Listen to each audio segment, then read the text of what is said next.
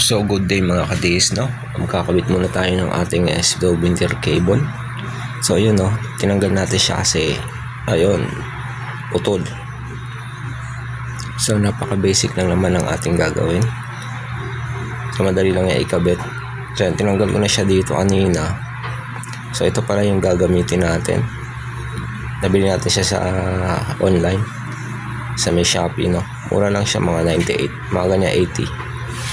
Depende sa ano, pero yung original price niya is mga sa 50 nga lang, murang-mura, no.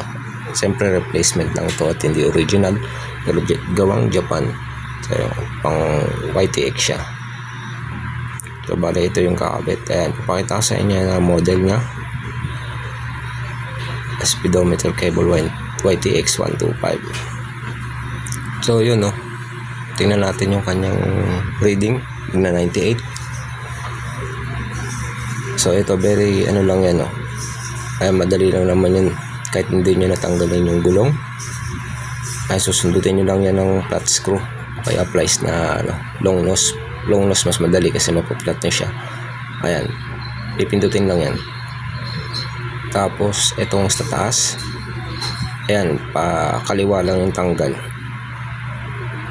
So yun, gagamit tayo ng long nose. Ayan, pa kaliwa lang, hindi naman matigas yan. Ayan, tapos pwede nyo nang kamayin kung abot naman. Ayan, pakaliwa lang yung tanggal nya. Madali lang naman yung pagkakabit na ito, no? Kasi kadalasan nasisira to yung pag umaatras nga, yun, mahabang atrasan, napuputol talaga siya.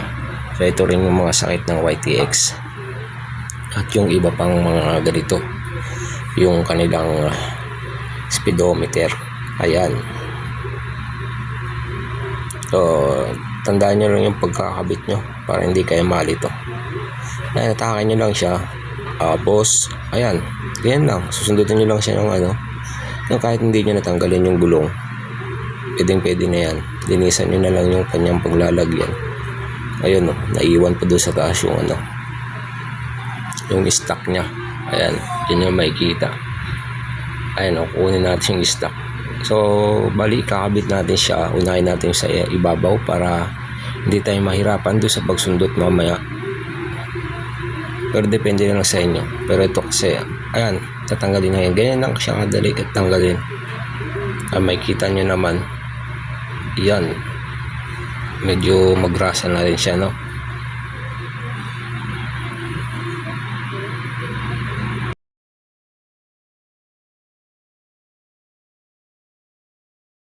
So ipapakita ko lang ulit sa inyo. Ito yung ating nabili sa ano, nakalagay genuine part, no, Japan, pero replacement lang talaga siya. Ayan, binaklas na natin para inyong makita yung comparison niya is the same lang naman talaga. Ayan, kaya ayan, no, same lang yung haba niya. Ayan, halos parehas lang naman sila. Ayan, yan, tapos ayan na yung papakita ko lang sa inyo para madali ang install lang naman to. Gabi ko kasi siya kinuhanan kaya medyo madilim. Ayan, papakita ko sa inyo yung comparison. Ayan, no, diba, same lang naman sila. Ayan, walang pagkakaiba. Siguro ito lang yung kanyang ano, yung sa unahan lang niya banda, pero okay naman, medyo manipis nga lang. So yun, no, kinabit na natin. Yan, dito natin pinalusot yan, no, sa may labas. Yan, wag sa loob kasi may ipit yan, eh. Yan, para easy lang talaga. Yan, disalpak lang naman yun. Unahin nyo lang yung sa taas para hindi kayo mahirapan pagbalik sa baba. Kasi pag sa baba nyo inuna, mahirapan kayo suksok yung ano, yung lock nya. Ayan, may sumobra siya, no. Iusog nyo lang siya, ikot-ikutin nyo lang. Ayan, kasi pag sa taas, sa baba nyo inunahin, mahirapan talaga kayo. Ayan, kaya ito, ayan, ikot-ikutin nyo lang siya hanggang ganyan lang yung kanyang pagitan, no. So yun, Pwede niyan isuksok. O, diba? Easy lang. Yun, o. So, yun lang. Tapos, tingnan nyo kung gumagana din. Gumagalaw ng konti. Hindi naman gagalaw na mabilis yan eh. Yung kanyang speedometer. Ayan, malalaman nyo yan kapag nag-iba na yung numbering niya. Ayan, so ganyan lang. Tapos bababa nyo lang to. Ayan, taas nyo lang ng onti. Banda sa lock lang. Ayun o. O, diba?